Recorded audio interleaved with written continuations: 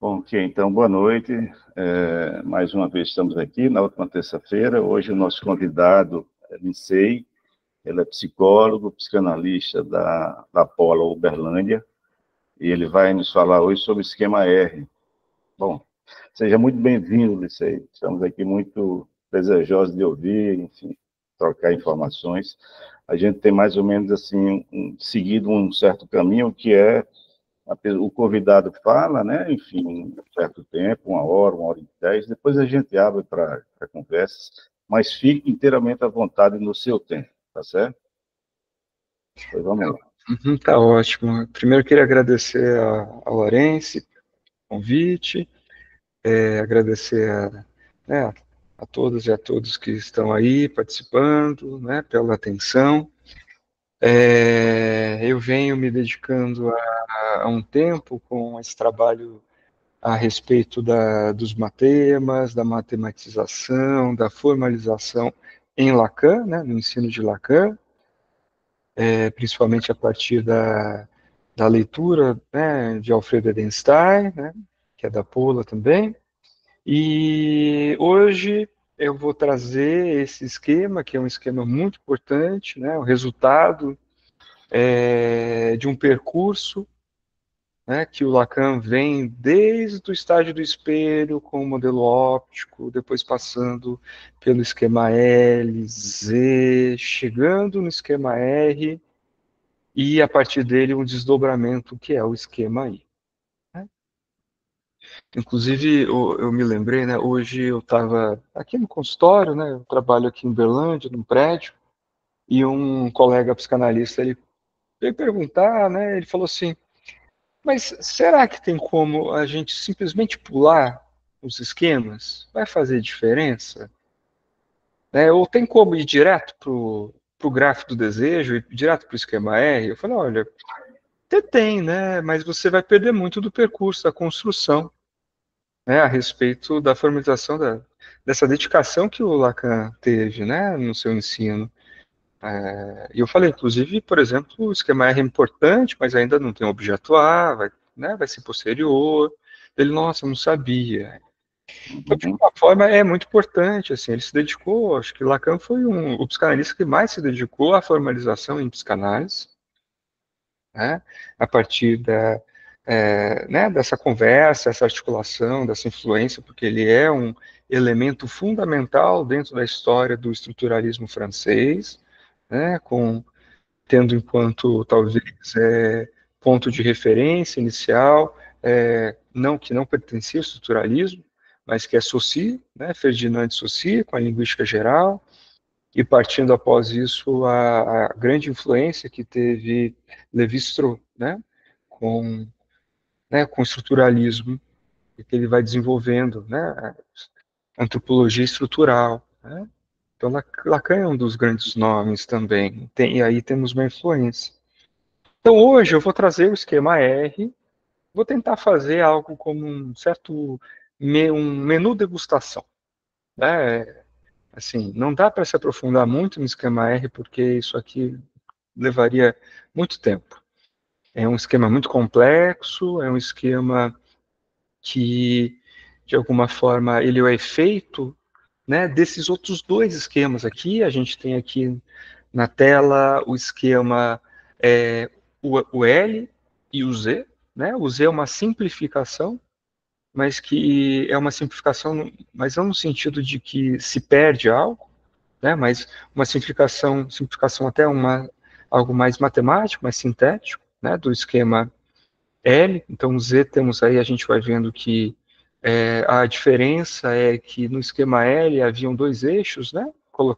Colocados, que é o imaginário e o simbólico, e já no esquema Z, a gente vê que ele tem esse formato de Z, né? E que se voltarmos aqui para o esquema R, a gente percebe que os elementos do esquema Z ainda estão aí presentes, mas foram acrescentadas algumas coisas, tá? Esse esquema, né, que a gente vai falar do esquema R, deixa eu passar aqui o slide, ele vai responder aos 3 de Lacan, que ele vai dizer que são diferentes dos 3 de Freud. Quais são os 3 de Lacan? O RSI, real, simbólico, imaginário, que não são os 3, né? Não são os 3 de Freud, né? Tá, a gente tem a primeira e a segunda tópica, cada um com seus 3, né? Vai ter a consciência, a pré-consciente, inconsciente, e depois a gente vai ter a topologia do formato de um ovo, que vai ser aquela ideia, né, que vai englobar, vai ter o eu, né, o isso e o super-eu. Né? Então a gente está vendo que os 3 de Lacan são diferentes e desde o modelo óptico, né, que a gente vai perceber, né, como efeito do estágio do espelho, ele já trabalha com RSI, obviamente ainda não tão bem formalizado, né? Onde ele introduz naquele experimento do espelho esférico um espelho plano para dar a dimensão simbólica do outro. Então aqui ele vai ter o esquema R, ele vai responder à articulação do simbólico imaginário do real na extração do objetuário. Só um adendo, assim, né? Ainda não está bem formalizado o objetuar nesse momento de ensino de Lacan, que corresponde ao seminário 5. Tá?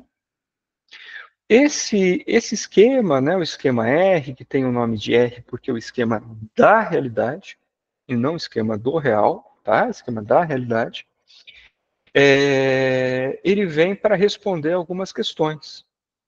Tanto é que ele vai aparecer num escrito muito famoso do Lacan, que chama de Uma Questão Preliminar, tá?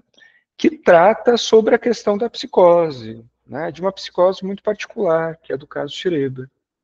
Né? Mas para responder sobre como se constitui a realidade, então repare que assim, é uma pergunta sobre como se dá a realidade na psicose, ele precisa então estabelecer como se dá a realidade na neurose, inicialmente.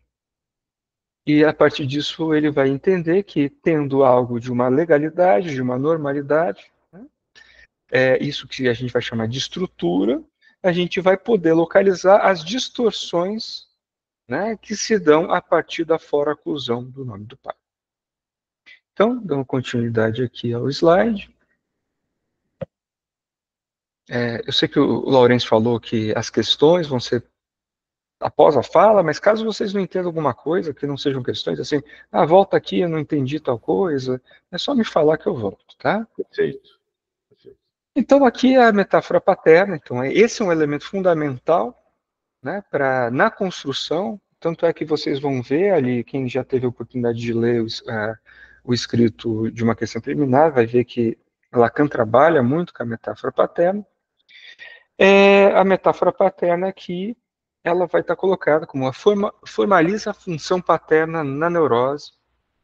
A gente vai perceber que alguns elementos, como o nome do pai, que é o P, vai substituir o desejo da mãe, que é o M, inscrevendo a lei simbólica no campo do outro, que é escrito como A, né? Em francês, o outro maiúsculo, a letra A. Então, a legalidade define como temes e organiza a relação do sujeito com a falta e regula o desejo, né? Acesso ao desejo. Então, aqui, algumas coisas que eu gostaria de trazer para vocês, porque eu estou seguindo aqui, tem aqui os slides e tem aqui os meus escritos. Então, só que eu não lembro exatamente o que eu escrevi. Tá. Então, aqui, antes de eu falar da estrutura quaternária, né, do esquema R, eu queria falar algumas coisas, né? Então, assim, a respeito, mas eu gosto muito de me movimentar dentro das minhas pesquisas, do meu estudo, a partir de perguntas. Né? Então, assim, a primeira que eu trago para vocês, trazendo esse contexto histórico, sobre a pergunta que movimenta, né, o motor ali para a construção do esquema R, que é como se constitui a realidade na psicose, então vamos voltar à realidade na neurose. Repare que aqui tem uma questão importante que a gente está falando sobre o outro da lei, né?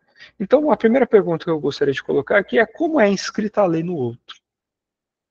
Né? Porque a gente está falando que na neurose, é necessário, então, o nome do pai, né?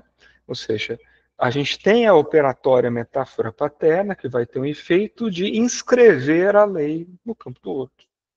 Que aí a gente precisa entender, minimamente, né, o que é essa inscrição. Por quê?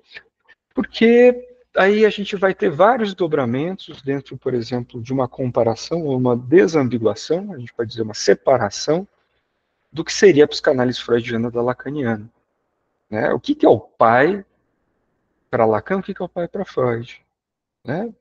Em primeiro ponto que a gente vai trazer é que, quando ele diz a inscrição da lei no campo do outro, a gente está falando da inscrição ou introdução do significante do nome do pai, então P é um significante, então pai para Lacan é um significante, né? E ele vai estar na relação com o campo do outro, que a gente vai chamar, nesse esquema, que quando opera, quando está inscrita a lei, no campo do outro, lei enquanto temes, não enquanto lei como no regramento jurídico, né? Como a lei escrita, né? A gente está falando da lei enquanto ordem cósmica, no sentido grego, né? Então, como que é inscrita a lei e opera o nome do Pai em A, no campo simbólico? Isso está representado em esquema R, P em A. Que vocês, se vocês olharem para o desenho, né, que é o esquema, aqui, ó, voltando aqui, reparem que esse é um quadrado, né, vocês podem perceber, mas é constituído por dois triângulos, que a gente vai chamar de triângulo simbólico e triângulo imaginário. O triângulo simbólico é o inferior, e a gente tem ali a gente tem a tríade edipiana de Freud, né, pai, mãe e infã, né, a criança. Mas a gente tem ali P em A. Então, P em A está representando que a lei opera.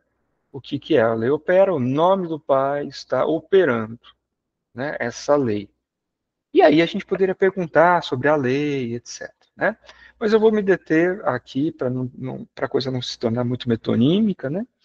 E aí e entender uma certa infinização, né, da psicose, a gente vai tentar ter uma delimitação aqui.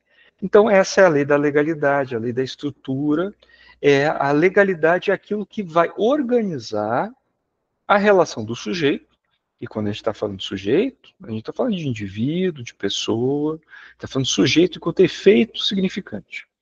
Então, enquanto efeito dessa cadeia, que vai organizar a relação do sujeito com a falta e regula o acesso ao desejo e à realidade. Claro que isso aqui tem vários desdobramentos para a gente poder pensar. Mas voltando aqui onde eu estava, né, então a gente vai ter aqui o esquema R, ela e a estrutura simbólica. A gente está falando então que como se dá essa legalidade da estrutura simbólica. Né? Coloquei alguns elementos ali importantes, eu falei para vocês, né, que de alguma forma essa lei vai regular, vai organizar a relação entre sujeito e falta. Falta é um termo muito, muito constante, né, e que também pode ser deslizado a ideia de castração, né, o complexo de castração, a falta dentro da teoria freudiana. Então, nesse sentido, a gente precisa entender melhor do que se trata aqui. Né? Que falta é essa? Quem introduz a falta? Né? Como é escrita a falta? Porque repare que eu estou dizendo que é escrita. Eu não estou dizendo que se cria uma falta. Então, diferente, por exemplo, da teoria freudiana, que o pai, né, de alguma forma, ao interditar a mãe, dando acesso ao desejo para a criança, ele instaura a falta. Aqui eu estou falando, não se instaura, inscreve. Porque a falta já é constituinte do campo simbólico. Ela pode operar, ela é inscrita e pode operar ou não. E quando não, a gente chama isso de foraclusão do nome do pai. Tá? Se há foraclusão do nome do pai, a gente está falando de psicose. Se o nome do pai opera, a gente está falando de neurose. Hein? Então, o esquema R organiza os elementos fundamentais, né, do sujeito, que vai ser S, do objeto a letra A, do A', que vai ser o eu especular, e do outro, que é a letra A. Isso, se vocês perceberem, eu vou voltar aqui no meu slide, está presente desde o esquema L e no esquema Z. Esse é o percurso do sujeito até o grande outro. S, sujeito, enquanto efeito, A enquanto objeto, na relação com os objetos, né, o pequeno a linha na sua relação com o eu especular, né, moa, e o grande outro com a letra A. Isso aqui também está presente, aqui, ó, como vocês percebem, né, S, olhando, por exemplo, né, o esquema como um todo, há muitas outras letras, mas eles estão ali presentes. Um outro ponto que eu queria falar, que eu acho que é importante, já que a gente, né, como o Laurence falou, é um grupo bastante heterogêneo, né? E, opa, pulei demais, deixa eu voltar. A respeito do conceito de sujeito. Quando a gente está falando de sujeito, e eu já dei mais ou menos a delimitação do sujeito com o qual eu trabalho, com o qual Lacan trabalha, é o sujeito do intervalo. Também pode ser chamado de sujeito intervalar. Né? Porque, dentro da teoria significante, a gente tem enquanto um axioma básico, né, como uma lei básica, que é o sujeito não pode se autorrepresentar. Né? Porque não há um significante que possa representar a si mesmo. Porque a condição é que um significante ele está na relação com o outro. Nessa relação com o outro, surge no intervalo o sujeito. Ou seja, ele não está fixado em nenhum dos pontos, nem S1, nem S2. O sujeito está no intervalo entre S. Assim como a gente poderia se perguntar, né, como se fosse uma pegadinha, né, do vestibular, onde é que está o sujeito no esquema R, no esquema Z, no esquema F? Aí alguém poderia dizer na letra S. Não, né? A gente vai perceber que, na verdade, ele é um sujeito intervalar, ele está entre S, A e A. Tá? Ele está entre os elementos. Então, a partir desse momento, temos uma condição muito fundamental na teoria lacaniana, que é Lacan trabalha a nível posicional. Tá? Então, aqui, além de significantes, então, além da teoria dos significantes, estamos também trabalhando com a teoria topológica, que é as posições. Né? Então, cada uma dessas posições são muito importantes para trabalhar a teoria, né? Nessa articulação entre topologia e teoria dos significantes. Ou seja, a partir da posição, a gente vai evidenciar a importância dependente da estrutura simbólica para existir. Tá? Então, daí a gente volta, temos um axioma mais fundamental dentro do ensino de Lacan, que é o inconsciente é estruturado como uma linguagem. Então, Lacan vai pensar o inconsciente a partir dessa estrutura. Então, a chave inicial que muitos analistas vão pensar é linguagem. Tá? Mas a chave fundamental anterior à linguagem é a estrutura da linguagem. Temos que pensar e estudar a estrutura dessa linguagem. Está bem. Então, a partir daqui, a gente começa a entender que, além disso, se vocês perceberam, tanto o esquema L, Z e R, em várias condições, são constituídos por 4 elementos. São os elementos mínimos. Não são elementos máximos. É necessário, no mínimo, 4 elementos. Assim como na metáfora paterna, é necessário 4 significantes para se estabelecer a metáfora. Então, aqui, essa estrutura é uma estrutura que a gente vai perceber desde o esquema Z e L, enquanto uma estrutura quadripartida. Tá? E nessa estrutura quadripartida, a gente vai ter, então, elementos mínimos que vão ser também nomeados enquanto nó. enquanto constituindo um nó, que também vai ser chamado mais para frente, no ensino de Lacan, como ponto de Captonnet, ou ponto de almofadilho, né? Que é aquele ponto que era muito comum nos estofados antigos. Hoje em dia eles roubam, né? Eles não fazem do mesmo jeito. Porque antes era algo como um ponto estava relacionado ao outro. Hoje não, hoje é um botão meio falso que eles colocam, só amarram, né? Então, essa é a condição mínima de uma estrutura. Se a gente tem uma condição mínima para um sujeito, que são 2 significantes, a gente tem uma condição mínima para a estrutura, que são 4. E o esquema R, ele traz isso, o estudo sobre a estrutura. Tá? Então, aqui a gente tem a combinatória quaternária. Eu vou ler o slide, depois eu vou tentar destrinchar um pouquinho. Então, relaciona sujeito, S, objeto, A, eu especular, a linha e outro, A. Supera o triângulo edípico. Por quê? Porque o triângulo edípico é constituído por 3, né? Que é o pai, mãe e filho. Com a introdução do sujeito como quarto elemento, ele supera. Então, Lacan também trabalha com os 3 elementos do Édipo. Mãe, pai e filho. Mas ele introduz um outro, um quarto elemento. Ele diz que é necessário. Claro que tem várias questões dizendo que se para Freud pai, mãe e filho é pai, mãe e filho, para Lacan não é, porque isso diz mais do mito individual do neurótico, mas que a gente trabalha na análise. Mas é importante entrar com esse quarto elemento.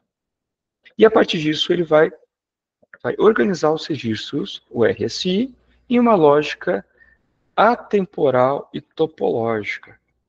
E aí eu sublinho atemporal, né? Porque, como a gente vai ver daqui a mais um pouquinho para frente, que Lacan não trabalha com a ideia de tempo enquanto flecha do tempo. Um tempo onde tem passado, presente e futuro. Né? Lacan trabalha com um tempo atemporal, um tempo circular, né? De um futuro anterior. Né?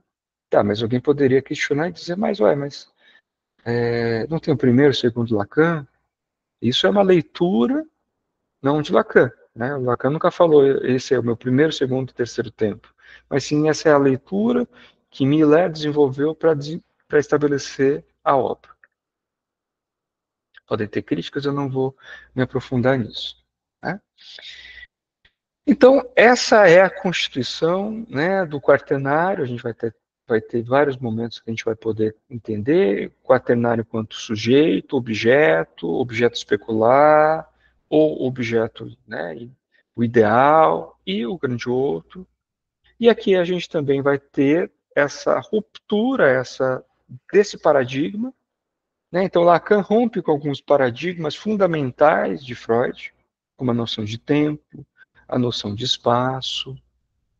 Ele avança, então, a partir da teoria dos significantes, como algo que a gente vai dizer que não há realidade pré-discursiva, ou seja, não que não exista, mas na teoria não se trabalha com a lógica biológica, né, a lógica temporal. Né? E para além disso, como eu falei, tem essa questão desse terceiro elemento, né, que é o mais um, né, o mais um enquanto sujeito. Deixa eu ver aqui. E aqui a gente tem o 3 mais 1.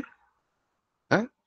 Inclusive, para quem tiver curiosidade, eu não vou me aprofundar sobre isso, o Lacan ele vai trabalhar, se Freud trabalha com a metáfora do jogo de xadrez para pensar o inconsciente, Lacan vai trabalhar com a metáfora do jogo de bridge, é um jogo de cartas, para pensar o inconsciente. Então, aqui, nesses 3 mais 1, né, porque 3 são os 3 de Édipo, mais 1, que é o sujeito. Lembrando que, na teoria freudiana, foram poucos momentos que Freud utilizou o termo sujeito. Tá? E ele não formaliza o conceito de sujeito. Então, os 3 elementos homogêneos vão ser né, os três simbólicos ali colocados no ternário simbólico, que é PMI, né, relacionados ao triângulo edípico, e um elemento heterogêneo, que vai chamar do sujeito, né, que vai estar fora cluído do sistema principal. Então, ele está fora. Né? E aí a gente tem outro ponto aqui, que eu acho que eu vou trazer para vocês, que não vou me aprofundar, mas que tem uma certa condição estrutural a respeito da distinção entre neurose e psicose, que a gente tem um clássico. Né? Na psicose, o que a gente pode dizer? O que pode vir primeiro à cabeça, enquanto definição da psicose para Lacan? O nome do pai está fora cluído. Isso é um clássico. E é um clássico a partir, né, dessa construção, dessa estrutura. Mas se na psicose o que está fora cluído é o nome do pai, a gente também tem um elemento fora cluído na neurose, que quase ninguém fala, né, que é, na neurose, o sujeito está fora cluído. Isso é uma condição fundamental. Tá? Então, enquanto regra estrutural. Tá? Fazendo com que, então, a gente possa perceber vários efeitos. Então, o sujeito é definido por sua posição fora da estrutura articulada ao significante fálico. Tanto é que, se a gente voltar aqui, ó, vamos voltar para o esquema R, reparem que no ternário superior, ou seja, no quadrado do lado esquerdo, a gente tem o símbolo φ, e sobre o símbolo φ a gente tem o sujeito, o S. Tá, mas daí, né, o, o Laurence, que participa, né, o Guilherme, vai falar, mas isso aí você falou que está em relação direta com o falo, você já me falou que isso aí não é o falo, né? É o FI, que pode ser colocado quanto representação do significante fálico, né, no sentido de o pequeno φ seria o falo imaginário, né, ou a significação fálica. E que a gente vai voltar, mas por enquanto ele está nessa articulação com o falo. Então aqui voltando à estrutura quaternária, é a estrutura 3+1.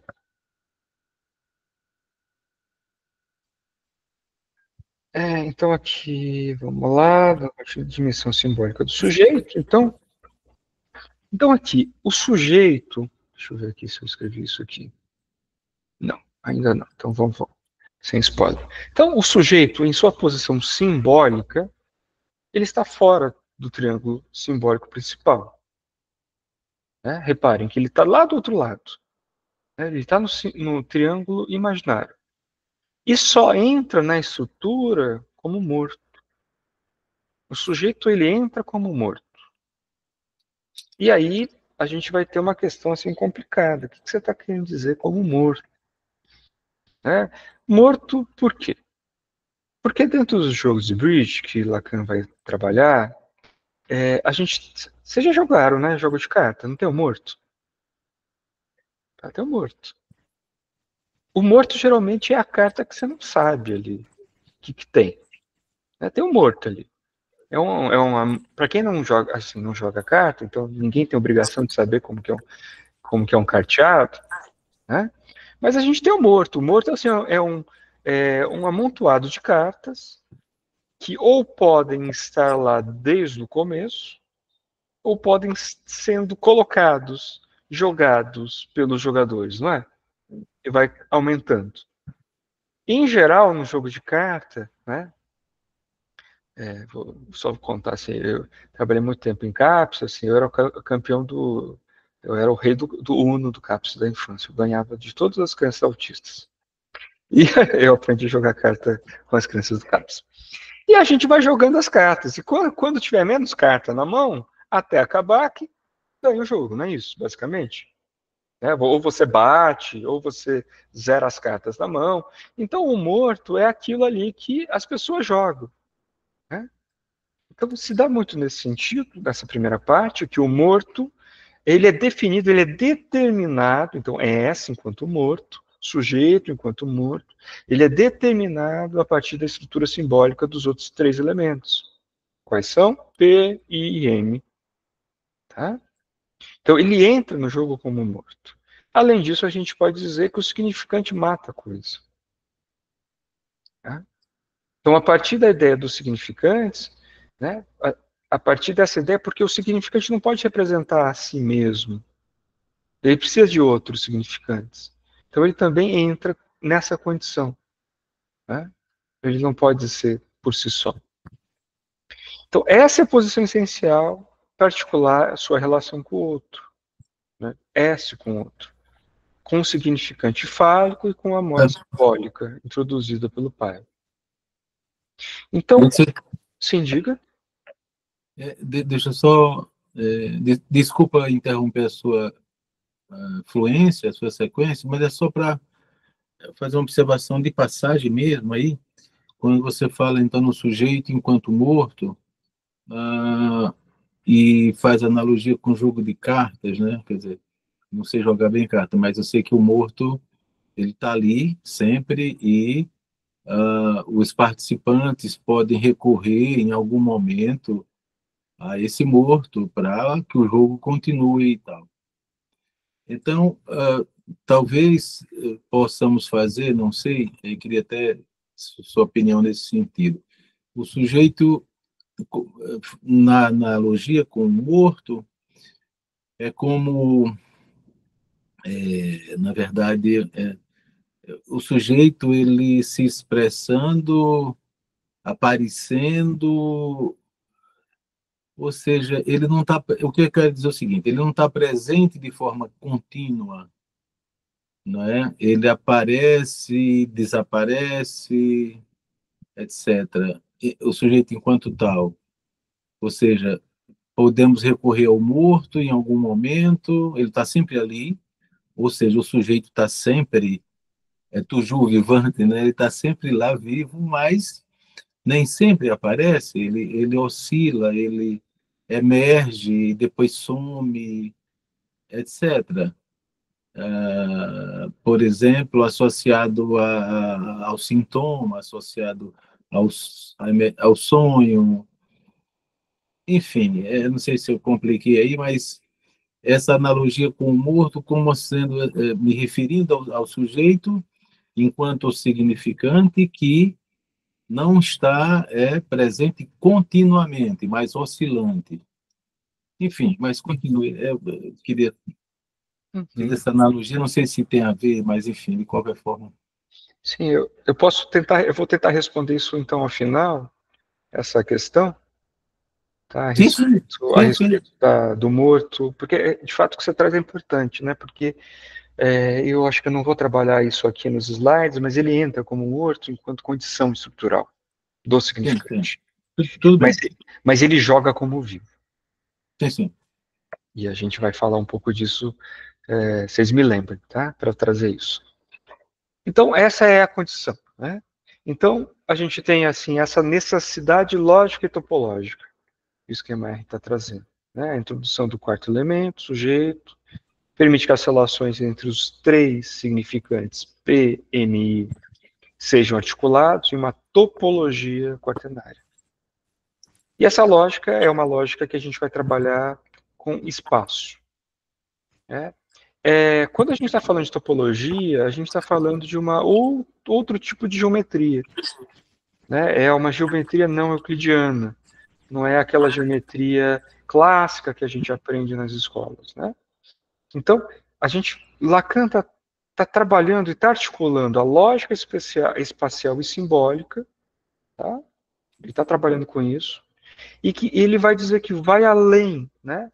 Então a gente tem, então, em um contraponto, enquanto elemento fundamental na teoria de Lacan, o espaço e o simbólico, tá? Em contrapartida, né, espaço em contraposição com o tempo, da teoria freudiana. Né?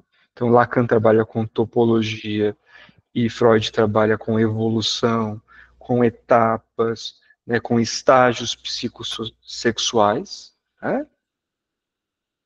De alguma maneira, articulando isso ao simbólico. Então, essa é a ideia, né, que não é possível para a teoria lacaniana, né, pensar diferente de Freud, pensar o tempo como tempo cronológico, mas sim um tempo sincrônico, ou seja, um tempo onde se dá e se deu desde sempre. Por isso que ele é circular. Né?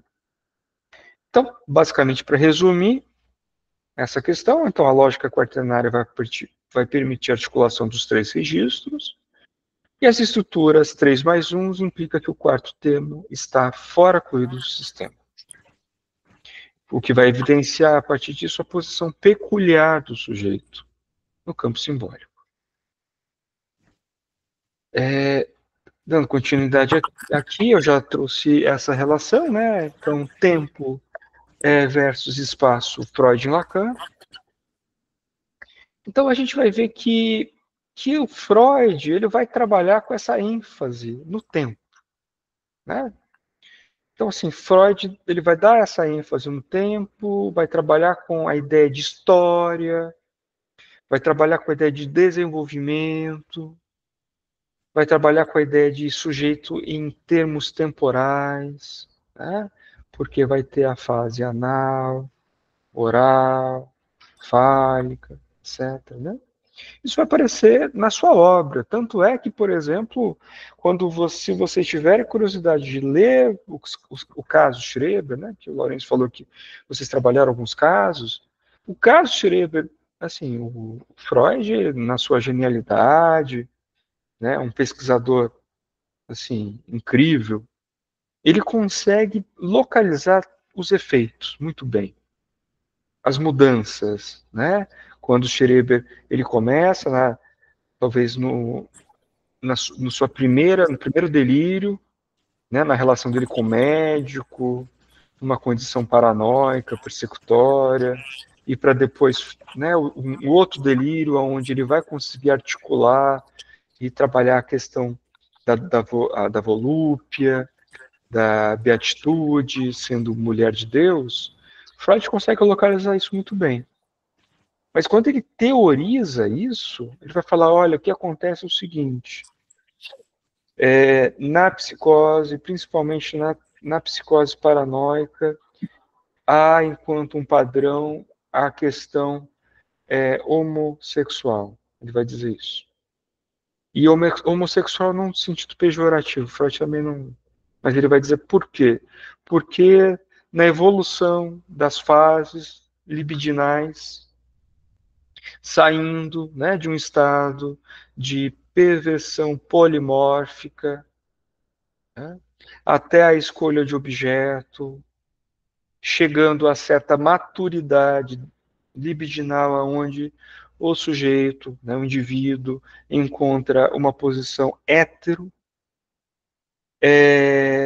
Schreber se fixou em um tempo específico, né, onde ele está nessa condição homossexual. Então, Freud vai trabalhar com essa ideia de evolução, de estágios. Tá? E Lacan, obviamente, não vai trabalhar, ele vai trazer um contraponto a isso. Então, Freud vai trazer esse ponto do trauma, por exemplo, né? Um momento específico da história, né? Onde é construído, é dado um significado a um trauma.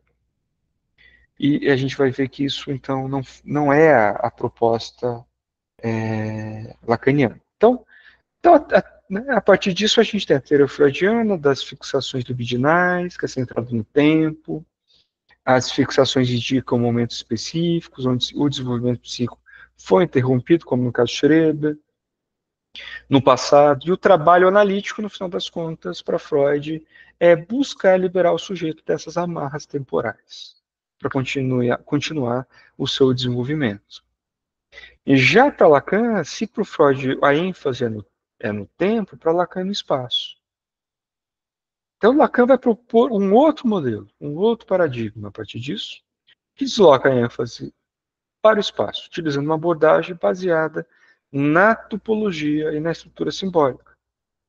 E aí tem uma questão muito interessante, né? Porque o que vai importar para Lacan não é a história cronológica, mas a estrutura lógica e simbólica que organiza o sujeito.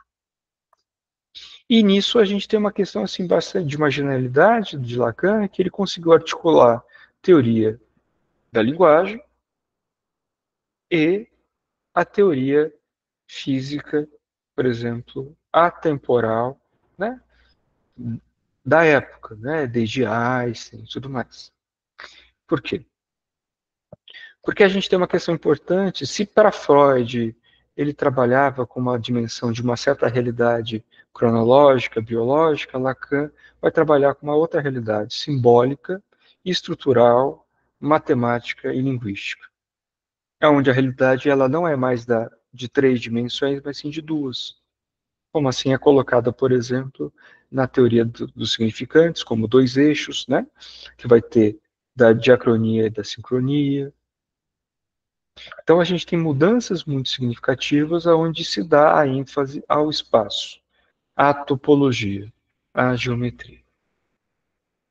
Então o inconsciente lacaniano é de outra ordem, né? É de uma ordem topológica, simbólica, estrutural.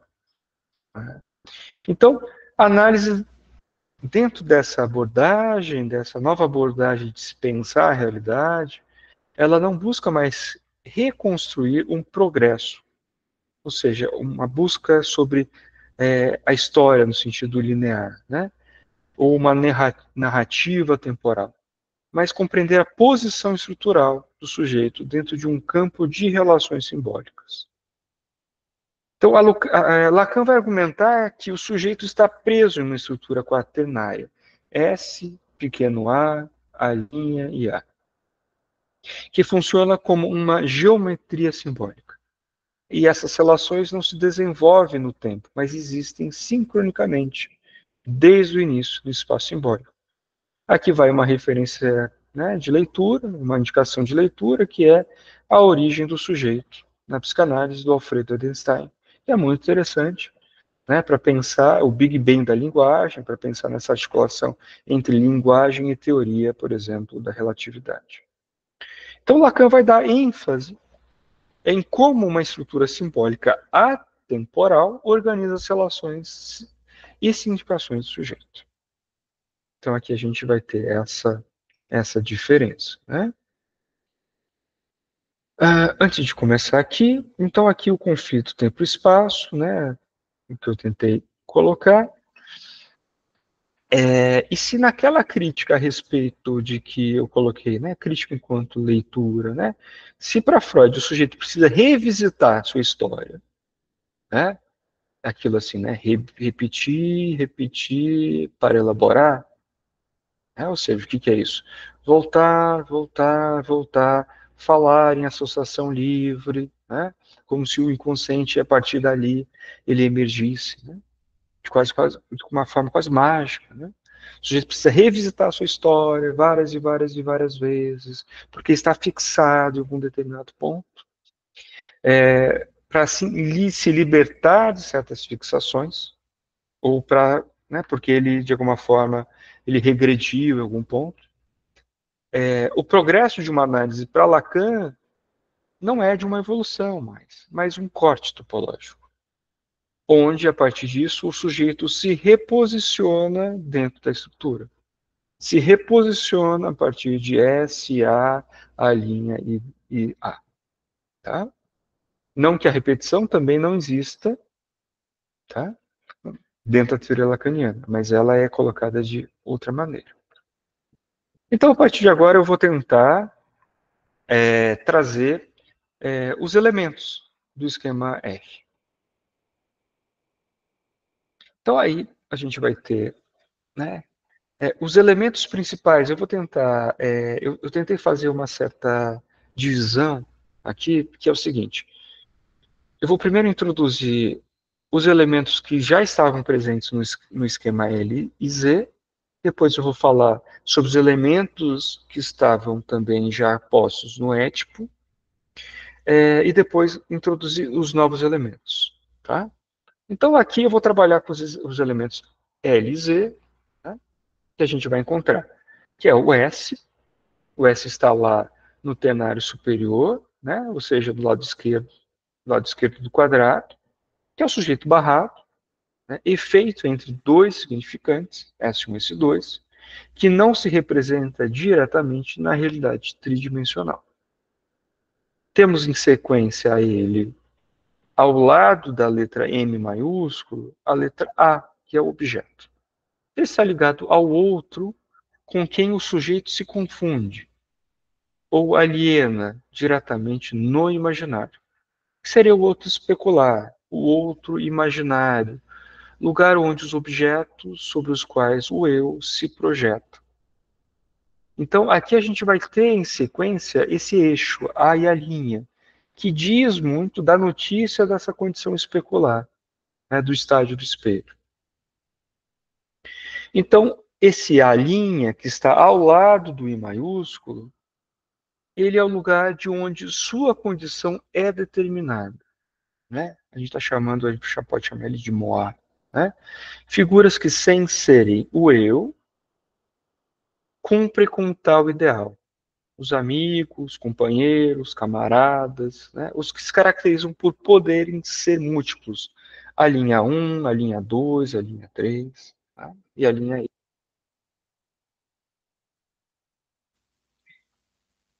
E por último, né, que também está colocado desde o esquema LZ, é a letra A maiúscula, né, o outro, né, que forma um par com P, que é o lugar simbólico, onde se articula a lei e os significantes, o outro simbólico.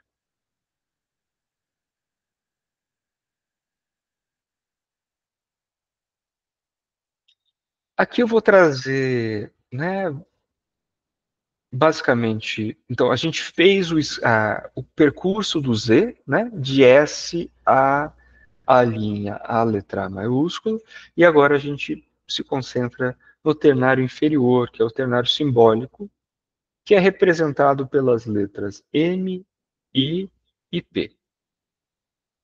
O P, diferente do Freud, né, da teoria freudiana do Édipo, ele vai ser o significante nome do pai. Ele é o significante que inscreve a lei no campo simbólico. Ele inscreve. Ele inscreve o quê? A falta. Tá? Ele opera a metáfora paterna, substitui, então, o desejo da mãe, né, M, né, o significante desejo da mãe, e instaura a ordem simbólica, que organiza o desejo do sujeito.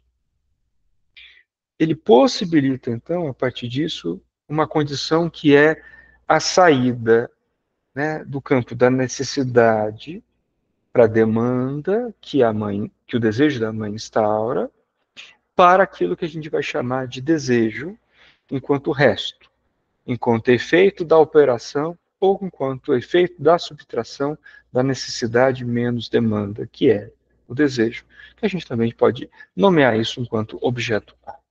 Tá? Então ele vai instaurar o desejo, né, do sujeito.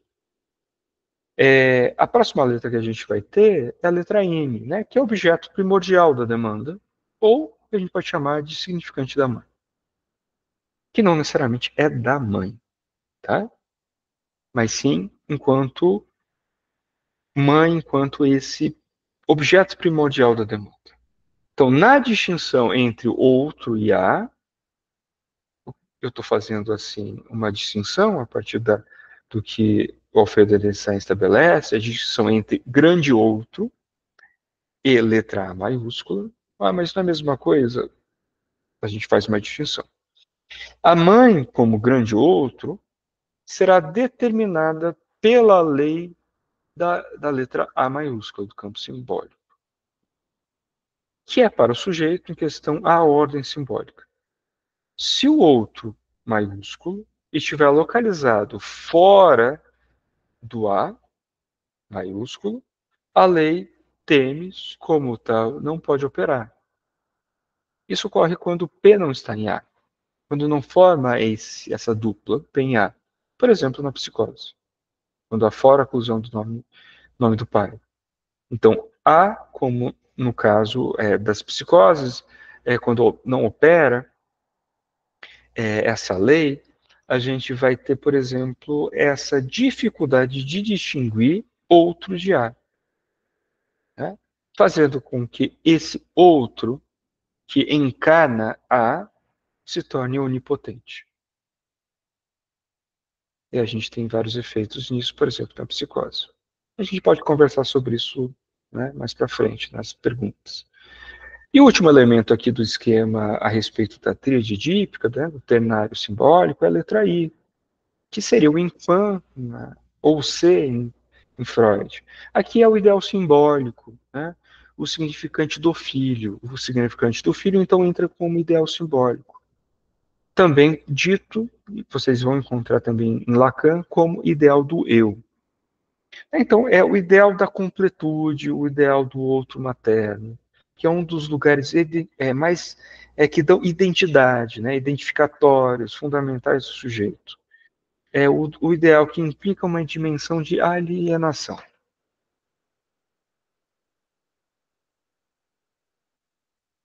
E agora a gente entra com alguns termos, né, que estão, aliás, deixa eu ver se eu pus isso aqui só um minutinho. Tá, aqui no slide faltou. Oi? É só uma pergunta. Esse o I maiúsculo, da forma que você estava falando, podemos também pensar como também sendo da ordem do sintoma? Como, por exemplo, no gráfico do desejo, Lacan coloca o S de A, né, como sendo ali onde está o sintoma. Mas quando você falou o I como ideal do eu, ideal simbólico, daquilo que, na relação com a mãe, eu fiquei pensando, não sei, né? Foi só uma pergunta. Não, sim, acho que é uma boa colocação, sim, porque, de fato, no gráfico do desejo, o Lacan vai trabalhar, ele vai desdobrar mais isso, né? Aqui ele vai ter outras articulações, né? Esse ideal vai estar colocado, porque sempre a gente, coisa que eu não trouxe aqui, porque não vai dar tempo, porque é o eixo de Φ até I, né? Como ele chega. Então, assim, a gente vai ver que guarda essa pergunta que a gente pode desdobrar ela. Porque o I, enquanto ideal simbólico, ele vai estar sendo determinado por M e P. Né? Quando, obviamente, opera P em A, o M, então, de alguma forma, aqui ele está barrado, né? E aqui vai operar um ideal. Mas ele também está dando notícias a respeito desse eixo entre Φ, que vai passar por M, A' e I. Então, assim, é bastante complexo. Né? Os eixos que a gente vai fazendo para ler determinado elemento. Né? Diferente porque no grafo do desejo também ele vai trabalhar com o grafo e vai passar, né, pelo primeiro andar, segundo, né, para poder ler as questões ali colocadas. Né?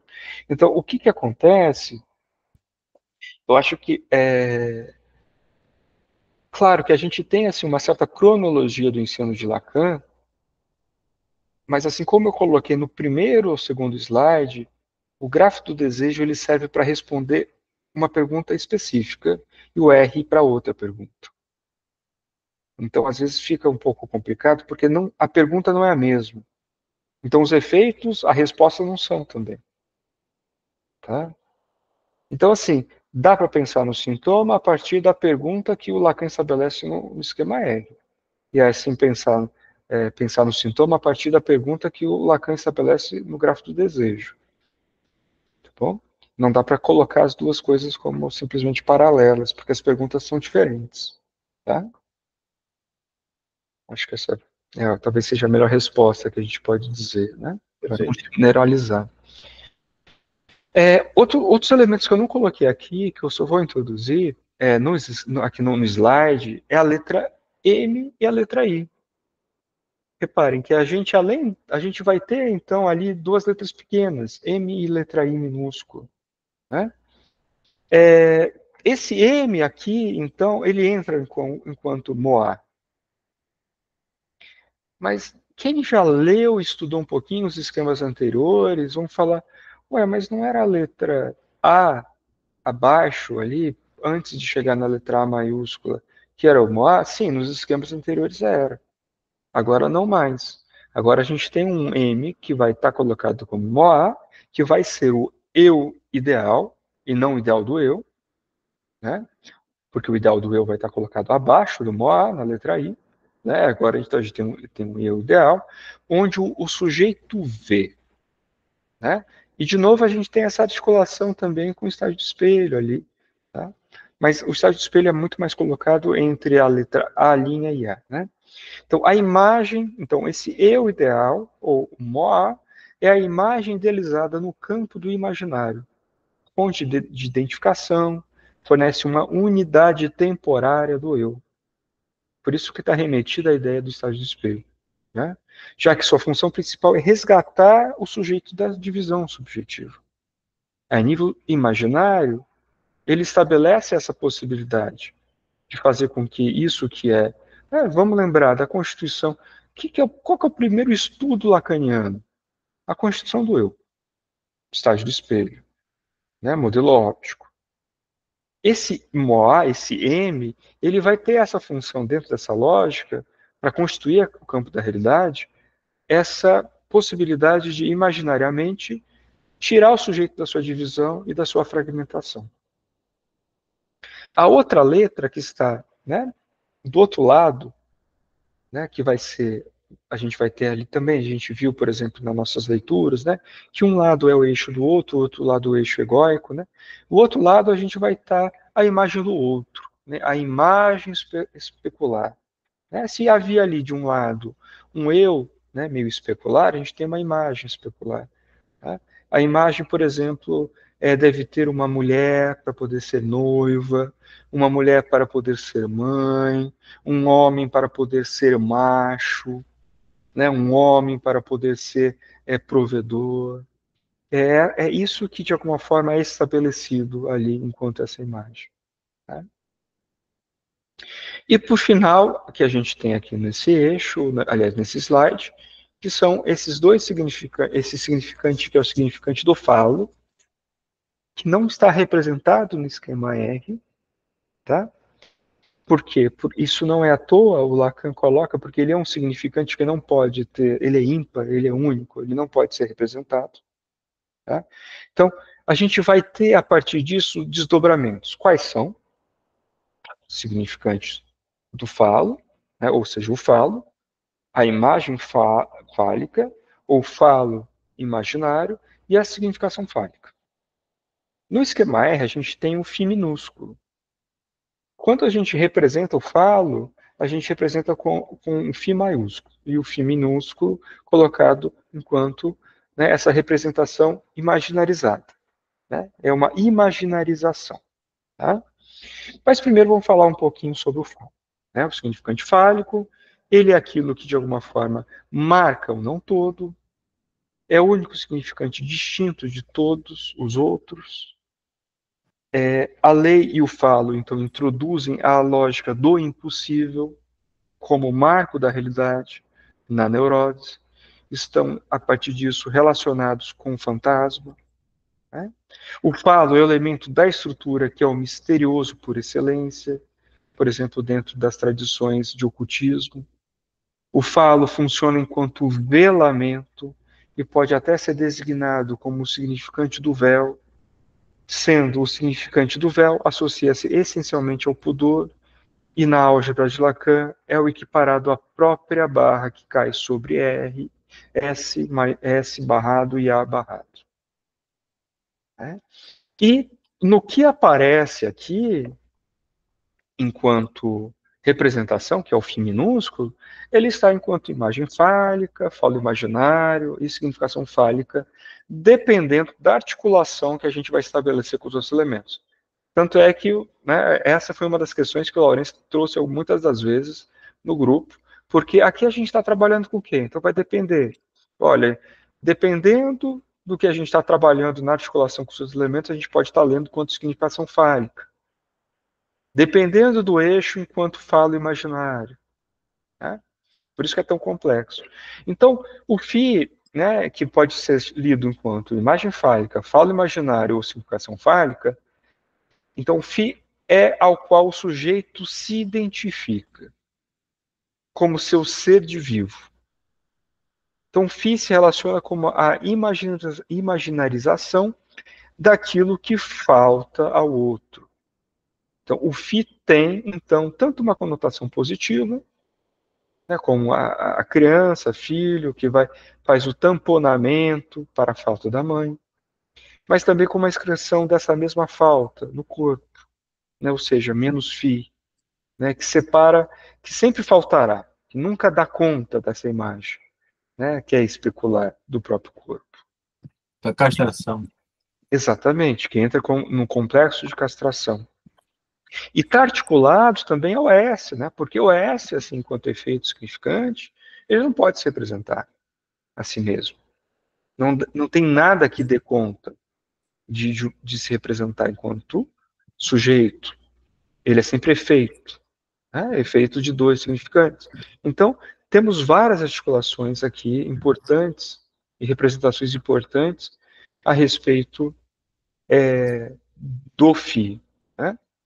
Então, e a significação fálica, que também pode ser, porque enquanto efeito, né? Então, quando opera a metáfora, quando entra em vigor, se estabelece o funcionamento da metáfora paterna, né? A gente tem um efeito, então, no produto, né, no resultado final ali, a gente tem a significação fálica. O que significa? Existe algo como, no sentido de que nenhuma significação, a nível do significante, nenhuma significação vai ser toda. Ela sempre falta.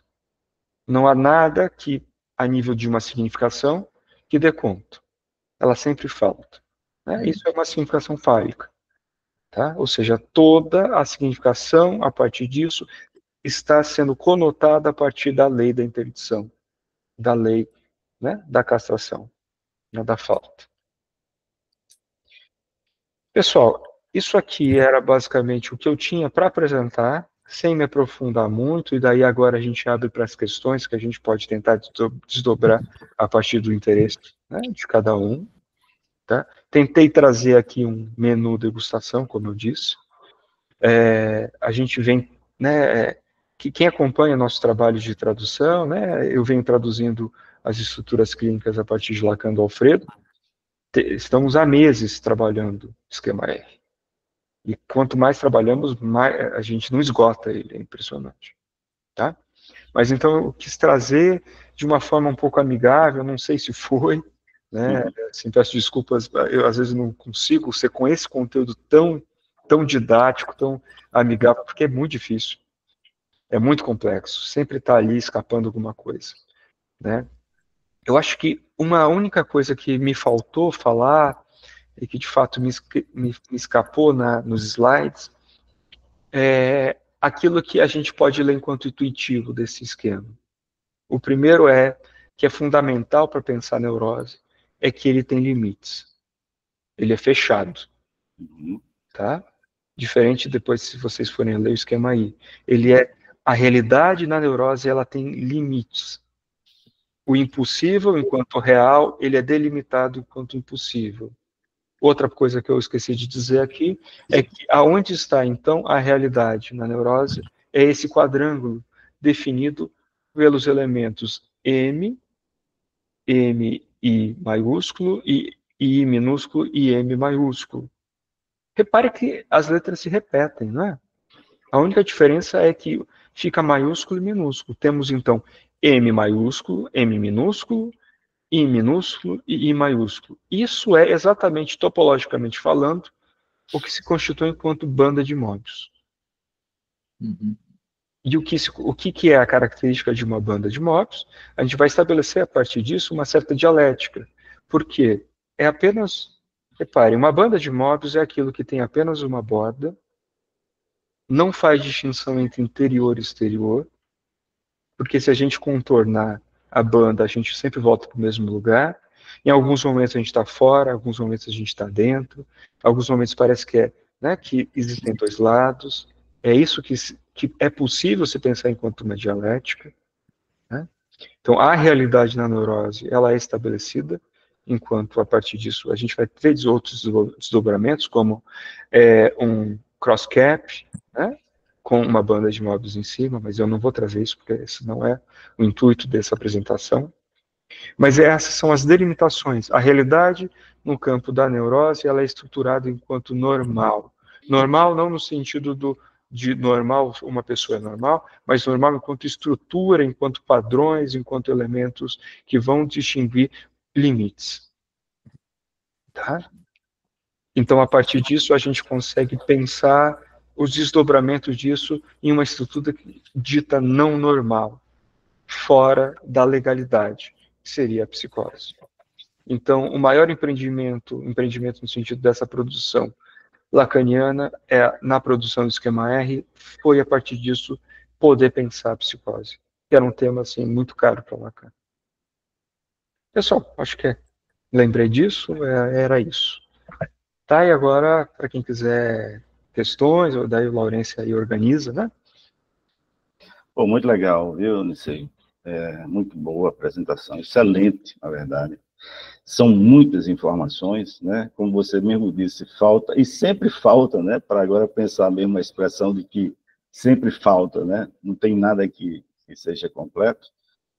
E, enfim, está aberto para perguntas. Eu sei, bom, do que eu conheço do grupo, isso é uma coisa extremamente nova, né? E aí eu me coloco também para nós, todos nós aqui.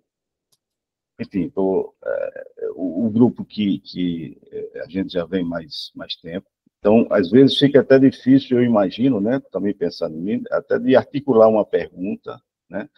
E fiquei pensando também como é importante a gente estudar Lacan, Lindsay, com um quadro negro, mas que a gente esteja próximo, onde a pessoa vá, né? Porque quando você falou, né, são dois triângulos, o triângulo imaginário e o triângulo simbólico, é preciso que a gente especifique exatamente, né, esse triângulo imaginário e o triângulo simbólico, que às vezes confundem, né? A gente pensar que essa barra do meio cinza, ela separa os dois triângulos. O que está em cima do lado esquerdo seria o imaginário, e está embaixo o simbólico. Mas, assim, sensacional. Eu vou... Várias questões, viu? Eu estou colocando aqui, iniciando, mas, enfim, uma das coisas que chamou a atenção, quando você falou das diferenças entre Freud e Lacan, é que no Seminário 3 a gente vê que, a partir do Seminário 3, que Freud pensa o caso do Schreber como se fosse uma estrutura da neurose, porque ele diz que Schreber está se defendendo, é uma defesa contra o impulso homossexual. E no Seminário 3, Lacan vai dizer, mas são estruturas diferentes, então não pode ser uma defesa. Né? A partir do que você tinha trazido, foi uma das coisas que eu fiquei pensando. E outra foi essa questão também de o símbolo do falo imaginário. O símbolo do falo imaginário, aquele fizinho ali que está do lado esquerdo, lá fora do quadro, né?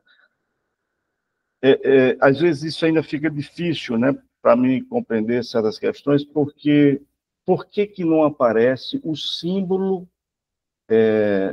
do falo simbólico, embora ele parece que esteja de alguma forma ali articulado.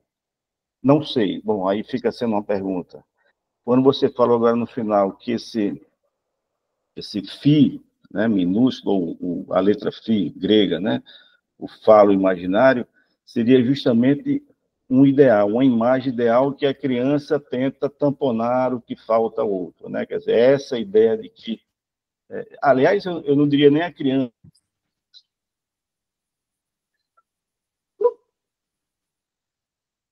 Travou, Laurêncio?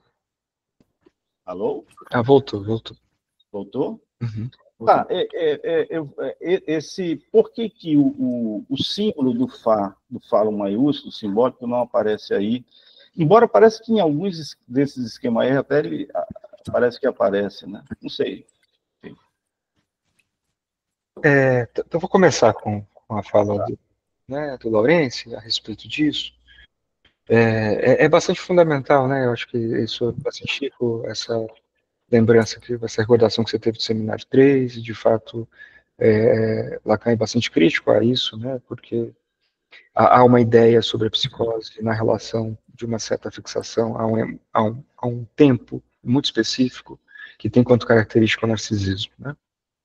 E o Lacan tem uma fala muito interessante, que ele vai dizer, né, que o sujeito, né, que Narciso não consegue nem sustentar se não souber aquilo que acontece, né, desdobra no outro, né, sem o outro não se sustenta, apontando de alguma forma que aquilo que o sujeito e o outro estão em missão, né, em missão, né? Então, assim, a primeira coisa que eu acho que claro, é bastante fundamental essa pergunta, porque é uma pergunta difícil para quem vai ler Lacan, é sobre o falo, né, sobre esse conceito, o falo. Eu vou tentar explicar um pouco sobre isso, trazendo alguns outros elementos para a conversa. A primeira questão que o Laurence trouxe é por que o falo enquanto não é representado no esquema R, né, e sim o falo imaginário. O Lacan ele vai trabalhar, a partir do momento que ele vai tentar formalizar isso, ele vai tentar estruturar uma lógica quase matemática. E para fazer isso, ele vai precisar utilizar alguns elementos, né? Assim como na matemática existe a raiz quadrada de menos 1, que é um número imaginário, ele não pode ser, você joga com ele, você calcula, mas o que é como π, né? A gente vai ter uma fração ali, infinita, mas ele não é feito para ser calculado. Ele entra enquanto um símbolo ali. Tanto é que Lacan até vai falar que se existe de fato um símbolo, é o falo. Né? É o único significante que é um símbolo.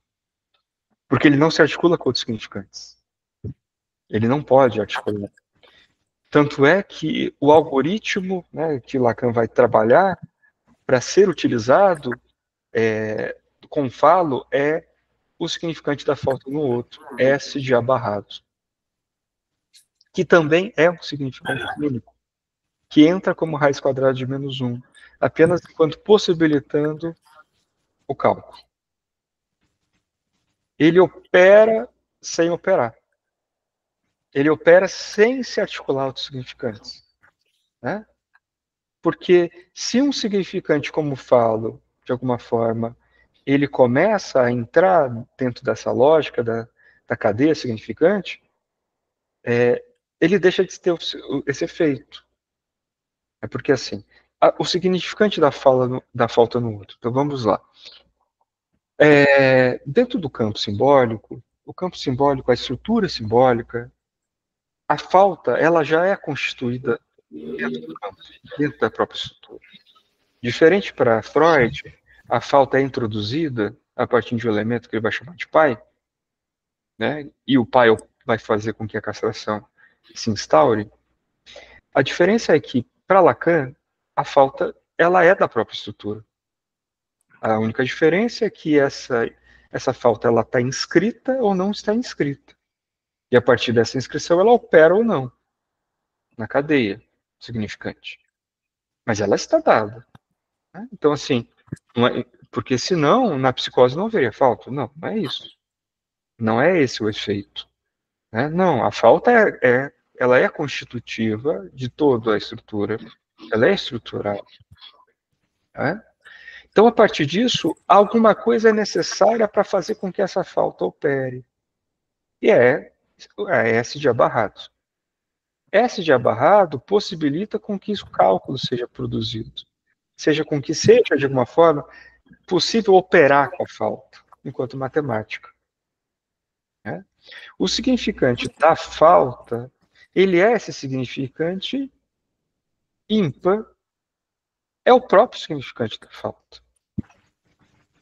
Mas se ele é jogado ali, ou seja, no sentido do Brecht, se ele entra enquanto jogo, ele não pode, ele agora começa a operar. E a partir disso ele encobre a própria falta.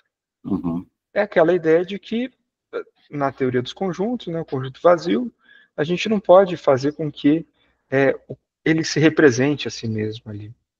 Porque aí perde o seu efeito. Né? Então, nesse sentido, ele não está. Ele opera, mas não pode ser representado. Uhum. Ele opera enquanto como raiz quadrada de menos 1, por exemplo. Mas você não joga com a raiz quadrada de menos 1. Você não vai... Função lógica. Exatamente. Ele tem apenas a função puramente lógica, assim como o objeto A, assim como o algoritmo S de abarrado. Ele está ali enquanto... Então, o falo imaginário, ele é especularizado, e já o falo simbólico, não. É isso que você está falando. Exatamente. O falo imaginário, ou o falo, né? O pequeno falo, né? Nesse sentido, o fizinho, ele entra aí, repare, inclusive para ter o efeito oposto. Dá conta da falta. Tá? Ele tenta imaginarizar a falta, tentando taponar a falta. Né? E o outro símbolo que a gente encontra, porque no ensino de Lacan a gente vai encontrar esse φ, o símbolo φ em vários lugares. Tá? Ele aparece também no texto de uma questão preliminar, antes do esquema R, na metáfora paterna. Ele aparece enquanto significação fálica.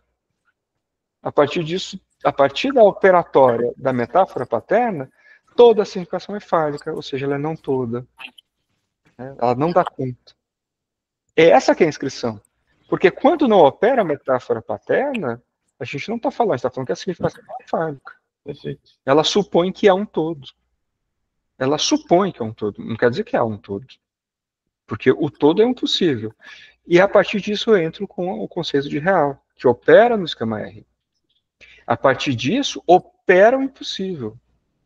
O impossível é uma condição, enquanto falta, por exemplo, da estrutura. Mas que na psicose, no esquema I, ela não opera, o impossível não opera. No esquema I, na psicose, tudo é possível. Tudo é possível enquanto lógica. Não que tudo seja possível de fato. Tá? E aí que a gente entra com esses operadores lógicos, para tentar dar conta da teoria. O fim imaginário, ele de fato é especularizável e ele também entra como essa ilusão de completude. Por isso que no esquema da histérica, que é brilhante, e isso eu nunca tinha me debruçado, quem coloca o menos fim, porque na histeria ela se supõe em falta, quando na verdade não falta nada, mas ela se supõe. Não sei se está dando para acompanhar. No esquema que ele propõe, né, da histeria e da narrativa obsessiva. Sim. Acho que a Magali quer falar, né? Oi, essa frase que eu quero conferir se foi assim mesmo que eu ouvi. Eu ouvi você dizer que no esquema R o real não opera? Foi isso que você falou? Não. Ah, então... É a questão seguinte, o real, ele não está escrito no esquema R. A gente tem aí o quadrângulo da realidade. Então, o real, enquanto impossível, não opera na psicose. Então, a gente tem... Porque, assim, daí eu teria que trazer o esquema aí, né? Porque é o seguinte... Sim, entendi. A realidade do neurótico, ela é constituída como uma banda de Möbius, com essa estrutura, né, de 4 lados, onde há uma delimitação, e o real, de alguma forma, a partir do simbólico, né, ele é delimitado, definido. Como a gente tem um efeito muito singular, né, muito peculiar no esquema I, ou seja, a fora-oclusão do nome do pai, a gente tem efeitos, assim, quase como uma cascata de efeitos colaterais nisso, na estrutura. Dentre esses efeitos, é como se constitui a realidade na psicose. Enquanto, por exemplo, na neurose há um limite, né, dialetizável, na psicose tende à infinitização, né, como a hipérbole e as assíntotas. Nesse sentido, a gente tem uma outra realidade constituída. Tá? Então é importante delimitar, né? Porque a gente está falando existem realidades, existe um real enquanto impossível lógico matemático operando a partir da legalidade de P em A no esquema R. Falei difícil, né? É muito matemático isso, nesse sentido. A realidade, assim, o impossível para o neurótico, ele está definido. Tanto é que é impossível para um neurótico ser mulher de Deus. Há um limite, né? Há o limite da realidade, né? É impossível para o neurótico ele olhar para o espelho e o corpo dele se deteriorar, e etc. Há várias consequências da construção da realidade na neurose, né?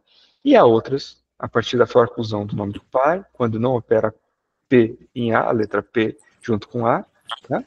A gente vai ter uma outra realidade onde o real ali, enquanto impossível, não opera, tá? Uhum. Então, assim, é importante essas palavras, operar, inscrição, tá? Sim, sim. Interessante que os dois esquemas são produzidos no mesmo texto.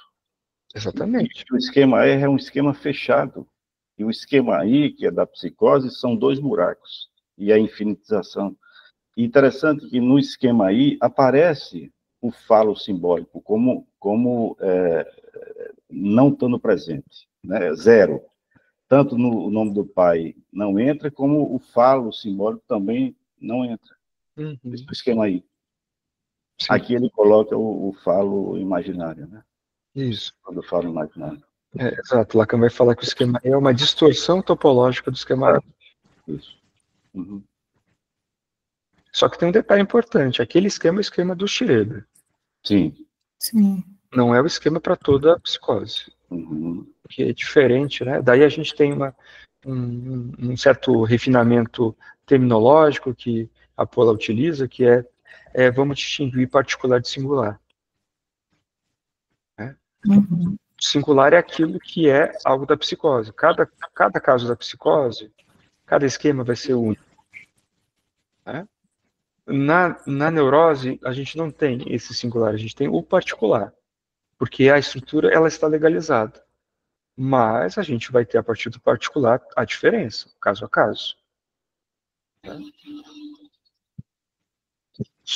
Esse termo foi adotado, assim, em várias áreas isso é adotado. Por exemplo, na física, o ser humano, por exemplo, o ser humano ele não é um fenômeno de natureza singular, ele é particular. Então, Lawrence, a Magali, são fenômenos particulares, né, com particularidades. Mas há seres humanos enquanto um conjunto. Não é? É diferente de um evento na física singular. O Big Bang é um efeito singular. Você não tem vários Big Bangs. Não dá para pegar vários Big Bangs e pensar o caso a caso de cada. Não. É um Big Bang. Né? Então é nesse sentido. Né? Então, o particular do caso a caso. Né? Então, a gente pode dizer que. Porque aí tem uma certa confusão, né, do singular que é utilizado, por exemplo, na literatura, no romance. Né? Sim, é inegável que cada um é um. Mas é inegável que cada um é um, mas não é um único, assim, no sentido, eu sou o único ser humano. Assim, eu sou seria singular se, por exemplo, Lawrence fosse o último ser humano da Terra. Uhum. Não há mais nenhum. Ele é singular. O único. Ele é único. Mas ele é também diferente, mas ele é particular. Tem particularidades. Mas ele tem, como todos, está inserido na cultura, tem um corpo biológico com mecanismos muito semelhantes, passou pelo processo, né, se a gente for tomar, por exemplo, a teoria de Darwin pelo processo evolutivo, ele é o efeito de várias coisas. Ele não tem um cérebro. O cérebro do Lawrence, apesar de ter diferenças, particularidades, ele vai ter uma estrutura definida como todos os outros. Né? Então, por isso é particular. Eu queria, eu queria ainda continuar nesse ponto dessa faixa que fica entre o imaginário e o simbólico do esquema R, né? Mas destacando que o Lacan, então, constrói esse esquema tendo como uma referência única, né, ele não se refere a nenhum neurótico, ele tem como referência a Schreber, um psicótico. Então, mas não só por isso, é que na descrição, quer dizer, ele constrói o esquema R nesse trabalho, né? Um trabalho exaustivo, denso, né? Para uma questão preliminar, todo o tratamento possível da psicose, que nessa faixa, então, quer dizer, ela não vai se limitar, eu só queria pontuar isso aí, para uma reflexão, né? A faixa da realidade própria da neurose, da relação do neurótico, né, com o exterior, mas com o real mesmo, o real próprio, eu vou falar só para me fazer entender de algum modo, próprio mais da psicose, referido, por exemplo, a um sintoma psicótico, como alucinação, como delírio, que não pertence à linguagem, a linguagem comum, nossa, do cotidiano. Ela aparece em um outro lugar, que não é o da linguagem, aparece, né, uma alucinação, por exemplo. Ele faz uma referência ao grito, né? O grito semelhante a uma alucinação, que aparece onde? Em que lugar? O Lacan chama, então, esse lugar do real. Do real. Que é impossível, quer dizer, é um lugar que, né, que real é esse? Ele não é delimitado pela linguagem, pelo contrário, ele está fora da linguagem. Bom, eu estou fazendo essa observação para pontuar que nessa faixa, então, há um deslocamento, ou também uma referência a esse real, esse R do real, não apenas, né, da realidade. E talvez o título, talvez, é isso aí o que o esquema R, pela importância e pela estranheza, até, entre aspas, estranheza do real para todos nós. Quer dizer, por exemplo, uma alucinação é algo muito louco, né? Literalmente, mas, ou seja, fora da linguagem. Alucinação auditiva, visual, etc. Como um delírio, por exemplo, também, que não é compreensível, não está na linguagem. Então, estaria nesse campo do real. E o esquema leva o nome, é destacado pela letra R. Acho que há uma referência aí mais incisiva a esse real, que está destacado nessa faixa aí entre o imaginário e o simbólico. É isso.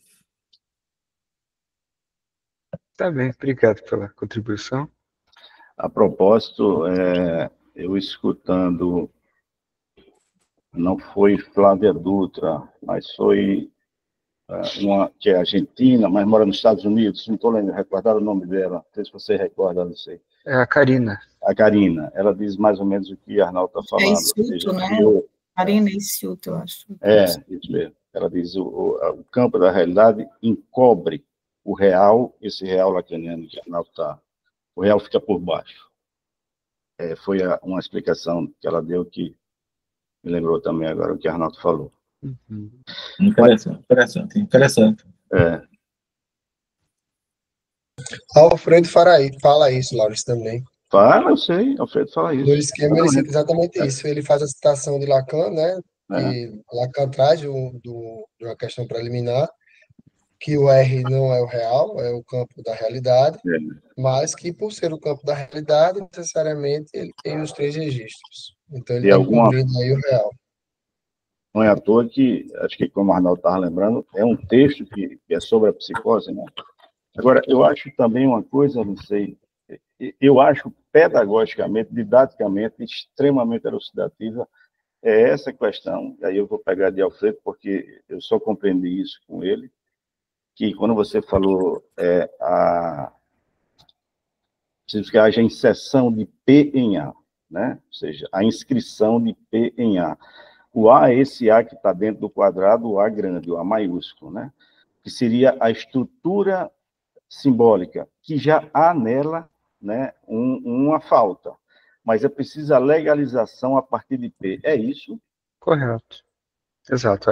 A é o campo do outro, né? É a estrutura simbólica, mas que é necessário sim, no sentido de, para se constituir a neurose, P precisa estar em A, ou seja, a inscrição e a operação dessa lei em A.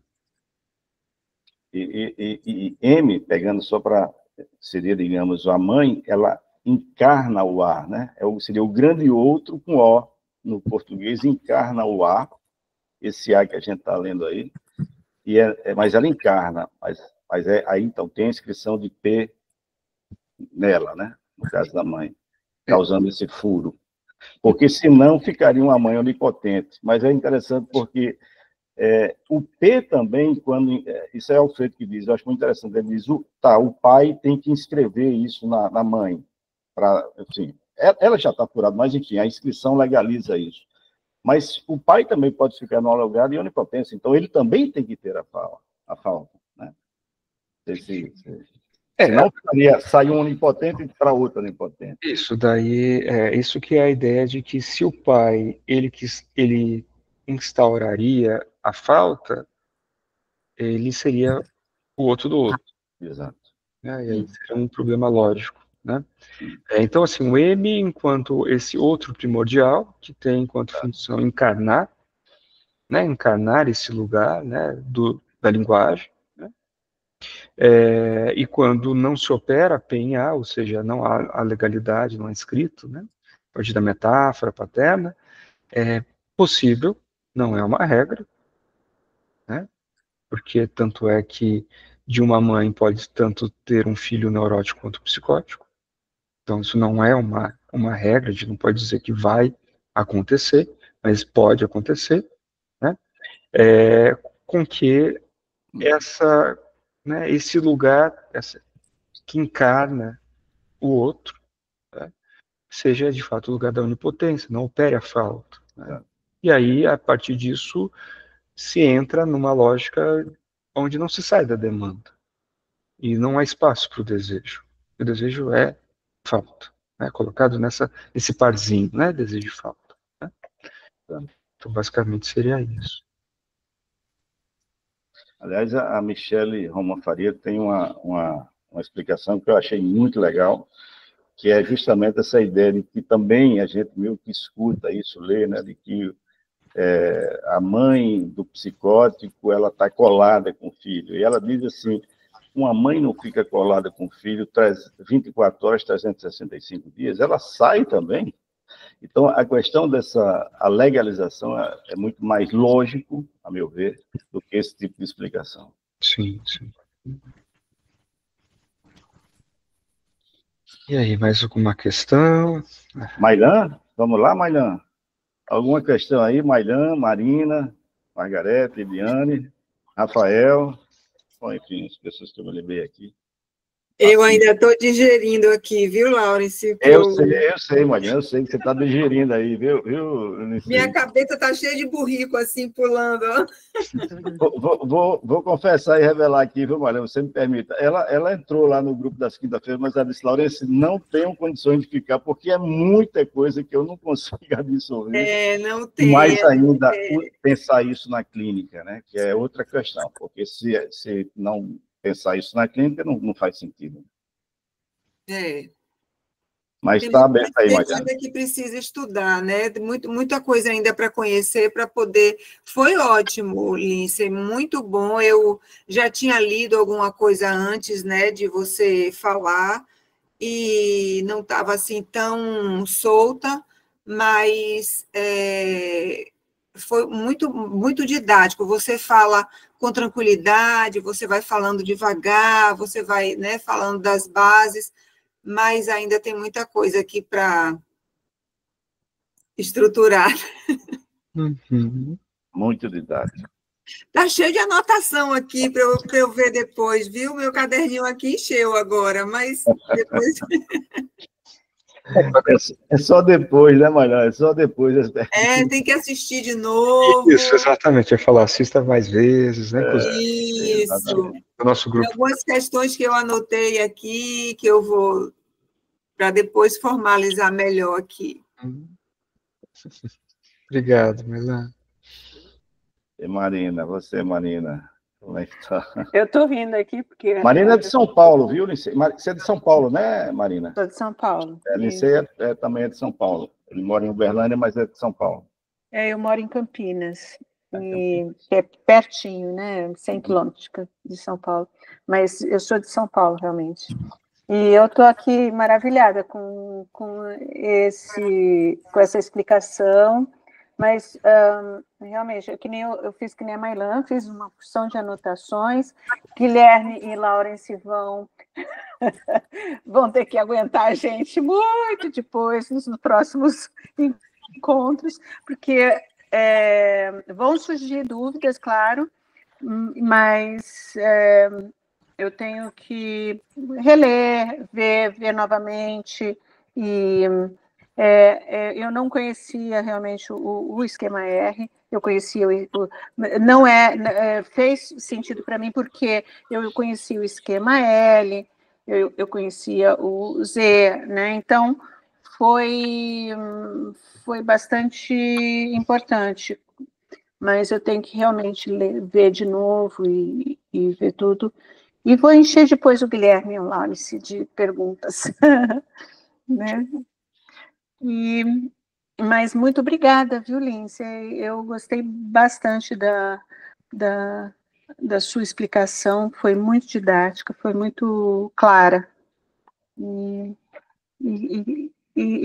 Se vocês acham complicado, né, eu que estou no início desse aprendizado, né? Não preciso nem dizer. É até torturante, né, Marina? É até torturante, né? Mas o que eu acho bom é que força a gente a, por exemplo, no meu caso, força a ir mais e procurar, né, a leitura em outros lugares, estudar mais, aprofundar. Eu acho isso bem, bem interessante.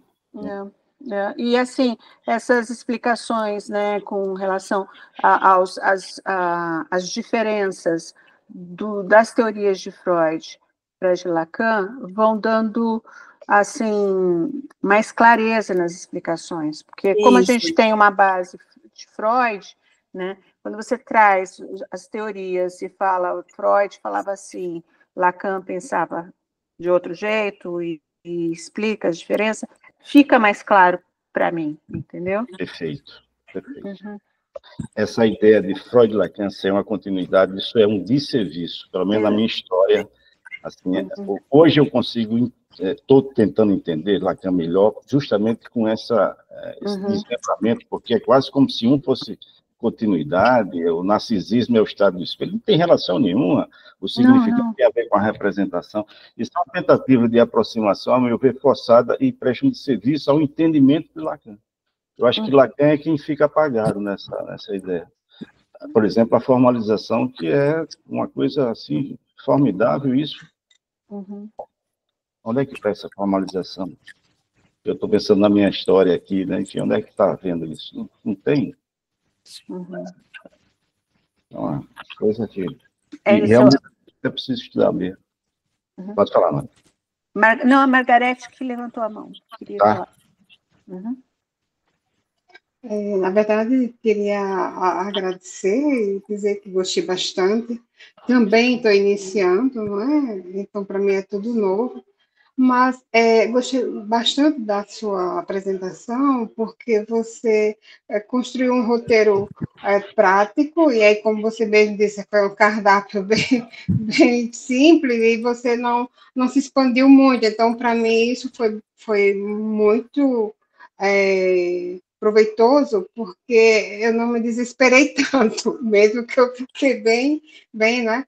E aí eu queria te lembrar de você não esquecer de passar o PDF do livro lá que você falou no início.